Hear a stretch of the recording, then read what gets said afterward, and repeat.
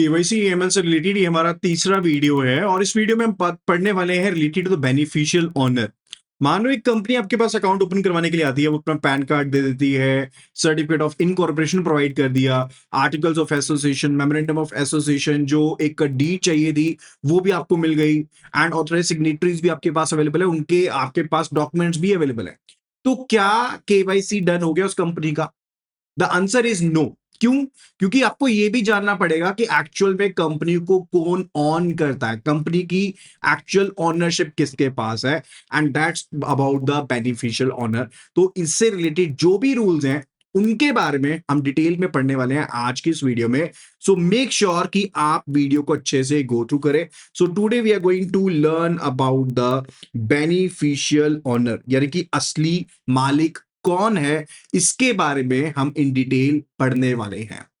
तो main purpose क्या होता है? वी आर टू नो कि एक्चुअल में ऑनर कौन है, कंपनी को कंट्रोल कौन कर रहा है, और प्रॉफिट का जो एक्चुअल बेनिफिट है वो कौन से नेचुरल पर्सन को मिल रहा है। ऑथराइज सिग्नेटर तो सिर्फ सामने से दिखाई देने वाला पर्सन है, लेकिन कंट्रोल किसी और पर्सन के सामने हो सकता है, एंड हम उस एक्चुअल पर्सन को ही क्या कहते हैं? बेनिफिशियल ओनर कहते हैं, जो नेचुरल पर्सन होगा कोई। लेट्स से कंपनी XYZ है यहां पर, एंड इसकी ओनरशिप एक और कंपनी PQR के पास एंड ABC के पास है। ठीक है, ये इसके ऑथराइज सिग्नेटरी हैं जो आपके पास अकाउंट ओपन करवाने के लिए आए हैं। तो क्या ये PQR डन हो गया? No, you are to know the natural person who are basically holding the concern. जो इसके पीछे बैठा है, पर्सन P बैठा है, Q बैठा है, यहाँ पर्सन A भी बैठे हैं। ठीक है, जो एक्चुअल में ऑनर है उनके बारे में जानना है। So welcome to the KYC AML certification short series part 3। और आज हम पढ़ने वाले हैं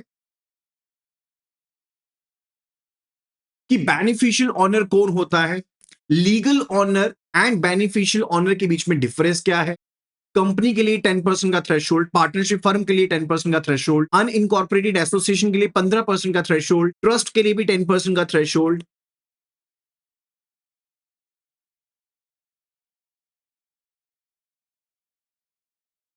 लिस्टेड कंपनीज को जो एग्जामिशन मिलते हैं उसके बारे में। तो ये सब चीजें इन डिटेल पढ़ने वाले हैं।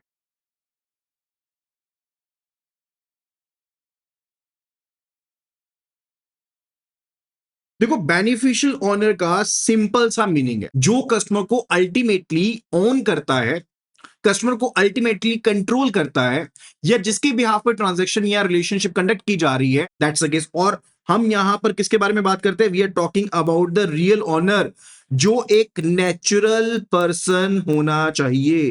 That must be a natural person. यानी कि अगर company, partnership firm, trust, society ये खुद से अल्टीमेट बेनिफिशियल ओनर यानी कि यूबीओ नहीं हो सकते। यूबीओ कौन होगा? UBO will always be a natural person. So we have to look beyond the legal name, find the real controller. फिर बात आती है कि लीगल ऑनर एंड जो बेनिफिशियल ऑनर है, इनके बीच में क्या डिफरेंस है। तो मान लो कि ABC नाम की एक कंपनी है एंड XYZ जो है that is a holding company. ठीक है, तो ABC कंपनी के जो शेयर्स हैं वो XYZ होल्डिंग प्राइवेट लिमिटेड के नाम पर है। तो लीगल रिकॉर्ड्स में शेयर होल्डर जो हुआ that is the XYZ, right. लेकिन जो एक्चुअल ओनर होगा, लाइक XYZ के पास तो होल्डिंग है, लेकिन XYZ होल्डिंग को अल्टीमेटली कौन कंट्रोल कर रहा है? मिस्टर A नाम का पर्सन कंट्रोल कर रहा है। So that will be the ultimate beneficial owner. तो यहां पर जो लीगल शेयर होल्डर है that is XYZ holding private limited, लेकिन जो अल्टीमेट बेनिफिशियल ओनर है वो है यहां पर मिस्टर A। इसलिए सिर्फ और सिर्फ जो इमीडिएट शेयर होल्डर देकर के हम प्रोसेस को बंद नहीं कर सकते। We are to trace the complete chain. So legal name is just visible, लेकिन जो कंट्रोल करता है that is a beneficial owner. Then authorise signatory and beneficial owner same चीज नहीं है। पर्सन A B को अपॉइंट किया गया है, ABC को अपॉइंट किया गया कि आप जाकर के अकाउंट ओपन करवा लो, अकाउंट की ट्रांजैक्शन कर दो, तो ये जरूरी नहीं है कि ये बेनिफिशियल ओनर हो। That's not the same case. So authorise signatory वो पर्सन होता है जिसे अकाउंट ऑपरेट करने के लिए अथॉरिटी दी गई है।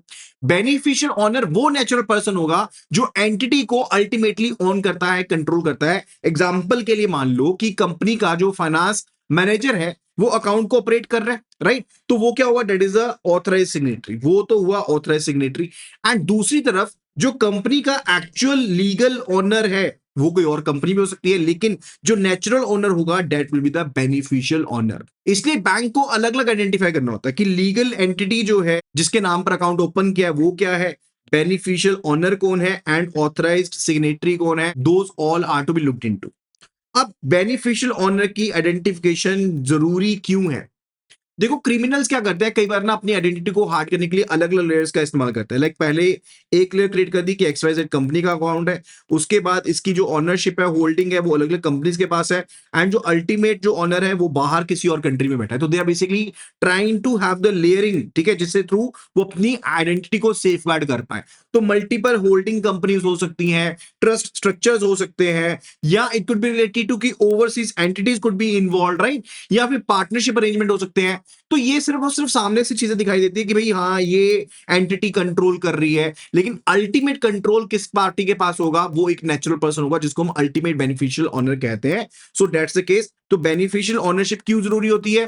क्योंकि सबसे पहली चीज हमने लेयर्स को खोलना होता है, दूसरी चीज हमने जो बेनिफिट है वो देखना है अल्टीमेट किसके पास पहुंच रहा है, एंड फर्दर थर्ड होता है कि जो रियल कंट्रोलर है वो छिपा ना रह जाए, एंड हमें पूरा का पूरा एंटी मनी लॉन्ड्रिंग के लिए पूरा का पूरा आपको जो ट्रेल है वो भी चाहिए, एंड टेररिज्म फाइनेंसिंग को रोकने के लिए भी आपको पूरा ट्रेल चाहिए होता है। That's a main objective. अब सबसे इंपॉर्टेंट बात है related to the beneficial ownership threshold, ये काफी ज्यादा इंपॉर्टेंट है। देखो कंपनी के केस में if the particular thing is like, अगर हम कंपनी की बात करें तो जहां पर कस्टमर एक कंपनी है वहां पर जो बेनिफिशियल ओनर है वो कोई ना कोई नेचुरल पर्सन होगा, जो या तो अकेला होगा या फिर और पर्सन के साथ ज्वाइंटली होगा, या फिर लेट से एक से ज्यादा जो जुडिशियल पर्सन है उनके माध्यम से कंपनी में उसकी कंट्रोलिंग ओनरशिप रखी होगी, राइट, यानी कि वो कंट्रोल रखता होगा। सो कंपनी का ओनरशिप थ्रेशोल्ड होता है 10% से ज्यादा का, यानी कि अगर कंपनी में एक नेचुरल पर्सन की होल्डिंग जो है वो 10% से ज्यादा है तो हम उस कंपनी का क्या मानते हैं? बेनिफिशियल ओनर मानते हैं। Same goes with partnership firm. Partnership firm के केस में भी ये चीज है, यानी कि अगर एक पार्टनर है ए, अगर उसके पास जो कंट्रोल है, होल्डिंग है 10% से ज्यादा है, देन विल बी सेइंग कि भाई हाँ भाई ये तो बेनिफिशियल ओनर है। एंड एसोसिएशन के केस में like if there is association of person, उसके केस में क्या रहेगा? In that particular scenario we say it to be what 10-15%, वहां पर थ्रेशोल्ड 15% की है in the case of the association of person. यानी कि अगर कोई अनइनकॉर्पोरेटेड एसोसिएशन या फिर बॉडी ऑफ इंडिविजुअल्स है जहां पर कस्टमर अनइनकॉर्पोरेटेड है या बॉडी ऑफ इंडिविजुअल्स है, वहां पर बेनिफिशियल ओनरशिप होगी 15% से ज्यादा। अगर एंटाइटलमेंट है या कंट्रोल है कैपिटल में, प्रॉफिट में, तो उसको हम मानेंगे बेनिफिशियल ओनर कंसीडर करेंगे। ट्रस्ट के केस में ये 10% प्लस यानी कि 10% से ज्यादा है, तो ट्रस्ट के केस में भी 10% का केस मानेंगे। अब एक एग्जांपल देता हूं तो आपको चीजें क्लियर हो जाएगी। लाइक लेट्स से हम कंपनी की बात करते हैं सबसे पहले, जहां पर थ्रेशोल्ड 10% की है, तो कंट्रोलिंग ओनरशिप अगर 10% से ज्यादा है तो हम क्या कहेंगे? विल बी सेइंग कि ये बेनिफिशियल ओनर है। जैसे कंपनी है एंड उसमें mister A B C D 4% है। अब सी एंड डी की जो यहां पर होल्डिंग है वो 10% की है, राइट, लेकिन यहां पर ए एंड बी की जो होल्डिंग है वो 45% है एंड 35% है। सो वो यहां पर बेनिफिशियल ओनर होंगे। सो मेन क्राइटेरिया क्या है? 10% एग्जैक्टली भी है अगर, तो उसको बेनिफिशियल ओनर ही मानेंगे। Greater than 10% is the scenario. Greater than 10% होगा तो उसको बेनिफिशियल ओनर मानेंगे। अगर इनडायरेक्ट ओनरशिप कैलकुलेशन देखें, इनडायरेक्ट ओनरशिप कैलकुलेशन क्या होती है?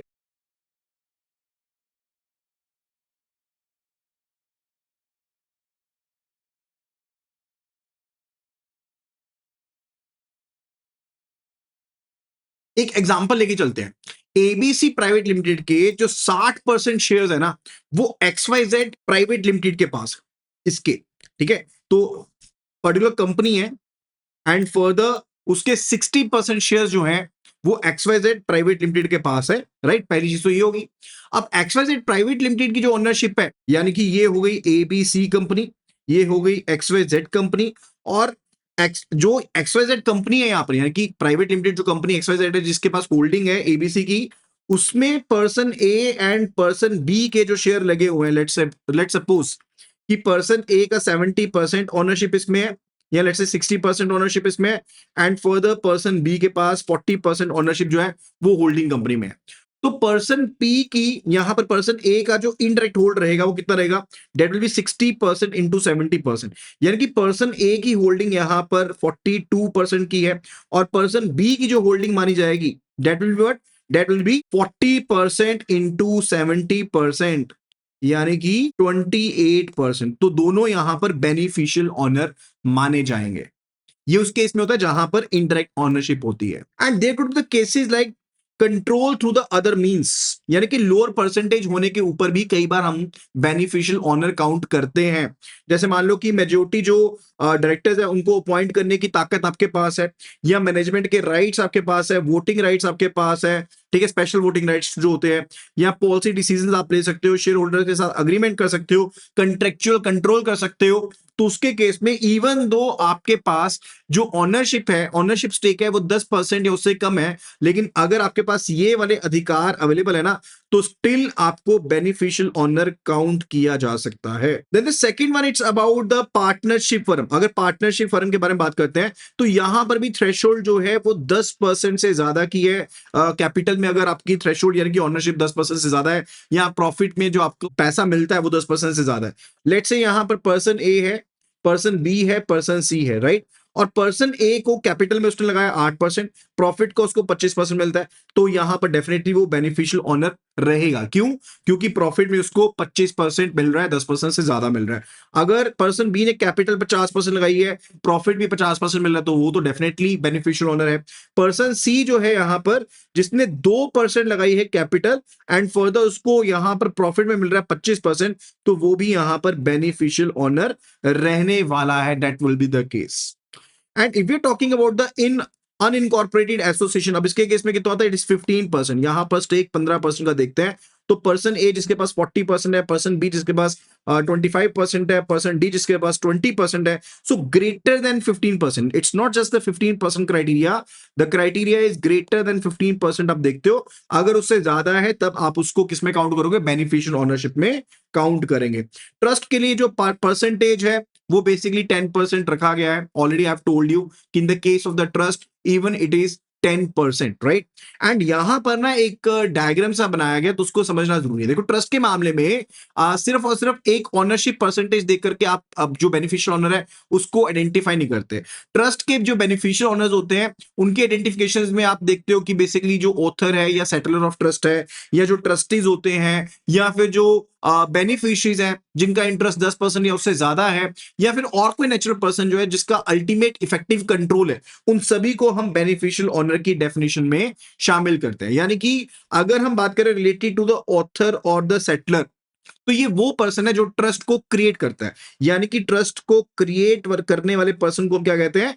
ऑथर कहते हैं, सेटलर कहते हैं, राइट। एंड इसी तरह से ट्रस्टी होते हैं। नॉट ट्रस्टी वो पर्सन होते हैं जो ट्रस्ट प्रॉपर्टी को मैनेज करते हैं। एंड फर्दर बेनिफिशियरी होते हैं, यानी कि जिनके बेनिफिट के लिए ट्रस्ट को ऑपरेट करवाया जा रहा है। एंड फर्दर प्रोटेक्टर्स भी होते हैं। There are the protectors, like कुछ ट्रस्ट स्ट्रक्चर्स हैं जो प्रोटेक्टेड ट्रस्टी के डिसीजन को सुपरवाइज करते हैं, right. And ultimate controller will be there. तो हम देखते हैं कि सभी पर्सन को, यानी कि वो एक्चुअल में नेचुरल पर्सन जो ऑनरशिप चेन को, कंट्रेक्चुअल राइट्स को, या अल्टीमेटली किसी ना किसी तरीके से अल्टीमेटली कंट्रोल कर रहा है ट्रस्ट को, that will be the ultimate effective controller. और यहां पर थ्रेशोल्ड कितनी है? बेनिफिशियरीज के मामले जो थ्रेशोल्ड है वो ग्रेटर देन 10% है। यानी कि अगर बेनिफिशियरी है एंड फर्दर उसके पास जो वहां की होल्डिंग जो है वो 10% से ज्यादा की है, तो उसको हम क्या कहेंगे? विल बी सेइंग कि भाई ये तो जो पर्सन है that is the beneficial owner. तो यहां पर हम एक एग्जांपल के थ्रू भी इसको समझ सकते हैं। Let's say we are having the different beneficiaries, person A B C D, ठीक है। आपके पास person A B C D E के नाम के 5% है, ठीक है। और यहां पर बेनिफिशियल ओनरशिप है, यहां पर 50% और 30%, 10%। तो यहां पर देखो जो 50% वाला है, 30% वाला है, those are the beneficial owners. तो यहां पर आइडेंटिफाई किया जाएगा कि जो यहां पर जो भी ऑथर्स हैं, सेटलर्स हैं, जितने भी ट्रस्टीज हैं, so all the author's, all the settlers, all the trustees, and जो बेनिफिशियरी ए है, बी है, ठीक है। तो यहां पर सभी को आप क्या करोगे? आइडेंटिफाई करोगे। ए बी को भी आइडेंटिफाई करोगे। तो क्या सी जो यहां पर रहेगा that will be beneficial owner? Yes, because in case of trust it is not greater than 10%, it is greater than और इक्वल टू 10%। ध्यान रखना, ट्रस्ट के केस में ये बेनिफिशियरीज के लिए जो परसेंटेज रहता है बेनिफिशियरीज को चेक करने के लिए, दैट इज ग्रेटर देन और इक्वल टू 10%, ठीक है। तो यहां पर इवन पर्सन सी जो है वो भी यहां पर बेनिफिशियल ऑनर की कैटेगरी में शामिल रहेगा। लेकिन हाँ, person D will not be there, person E will not be there, क्योंकि वहां पर परसेंटेज जो है that is lesser one. Clear? Now the point is there is some point related to the discretionary trust. देखो, discretionary trust के case में जो beneficiaries होते हैं उनका एग्जैक्ट शेयर हम डिटरमाइन नहीं कर सकते। ऐसे केस में जो बैंक होता है वो ट्रस्ट डीड देखता है, बेनिफिशियरीज की क्लासिफिकेशन, सेटलर्स, ट्रस्ट जो होते हैं, ट्रस्टीज होते हैं, प्रोटेक्टर्स होते हैं, एंड इनकी जो पावर्स होती है उनको देखा जाता है। तो बेनिफिशियरी जो ऑनर की आइडेंटिफिकेशन होती है वो सिर्फ और सिर्फ आप परसेंटेज तक नहीं देखते, आप पूरा का पूरा जो सिस्टम होता है उसको गो थ्रू करते हो।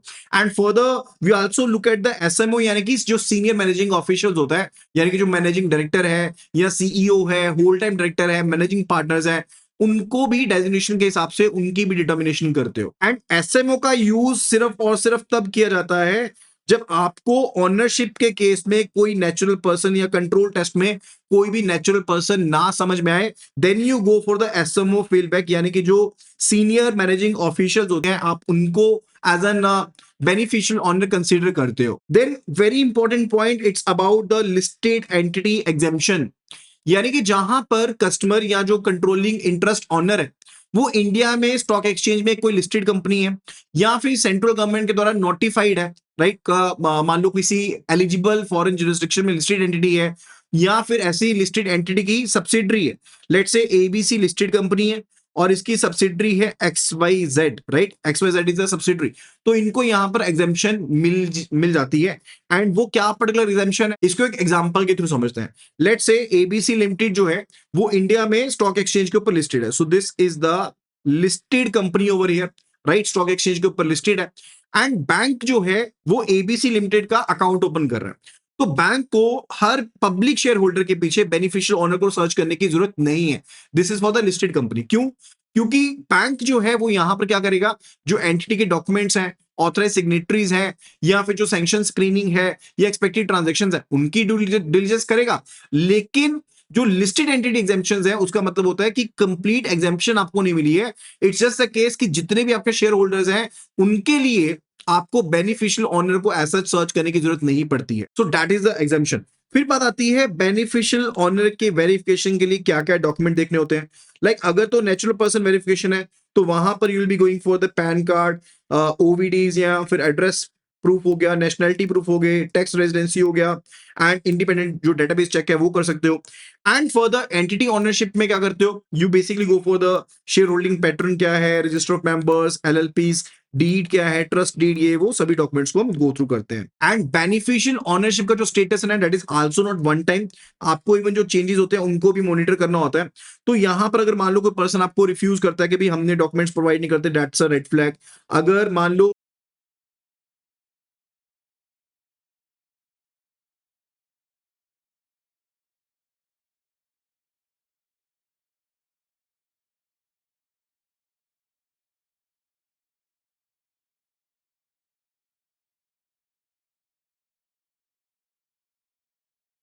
अननेसेसरी ओवरसीज लेयर्स है, that's also a sign of question. अगर डॉक्यूमेंट्स मैच नहीं कर रहे या फिर फंड जो है अनरिलेटेड पार्टी से है या फिर जो बेनिफिशियल ऑनर है वो हाई रिस्क ज्यूरिसडिक्शन से है, so these all things are set to be the red flags, ये रेड फ्लैग्स है।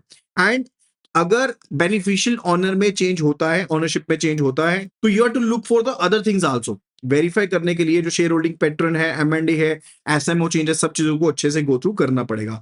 Now the memory trick case, सीपीयूटीएस company के केस में 10% से ज्यादा, पार्टनरशिप फर्म के केस में 10% से ज्यादा, जो अनइनकॉर्पोरेटेड या फिर बॉडी ऑफ इंडिविजुअल है उसके केस में 15% से ज्यादा, ट्रस्ट के केस में 10% और प्लस, यानी कि बेनिफिशियरीज के केस में है। एंड एसएमएफ फॉल बैक होगा अगर कोई नेचुरल पर्सन वहां पर नहीं है तो। एंड इसके बाद जो हमारा नेक्स्ट वीडियो होने वाला है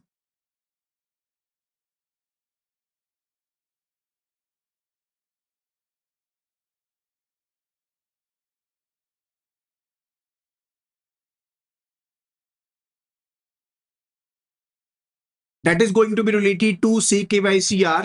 सो मेक श्योर करना कि चैनल को सब्सक्राइब जरूर करना। केवाईसी एमएल का कंप्लीट कोर्स अवेलेबल है एंड साथ ही साथ अभी के अभी बेल नोटिफिकेशन आइकन को क्लिक कर देना सब्सक्राइब करने के बाद, सो दैट आपको सभी वीडियोस का नोटिफिकेशन मिल पाए। ये सीरीज काफी ज्यादा इंपॉर्टेंट रहने वाली है अगर आप केवाईसी की तैयारी कर रहे हो या फिर अपने बेसिक्स के ऊपर काम कर रहे हो related to the bank exams. मैं आपके लिए डेली बेसिस के ऊपर ऐसा कंटेंट लेकर के आता रहता हूँ related to JAIIB, CAIIB, bank promotions and the IIBF certifications. अगर किसी तरह का कोई डाउट है, do let me know in the comment sections, या फिर आप व्हाट्सएप भी कर सकते हैं एट द नंबर 8360944207।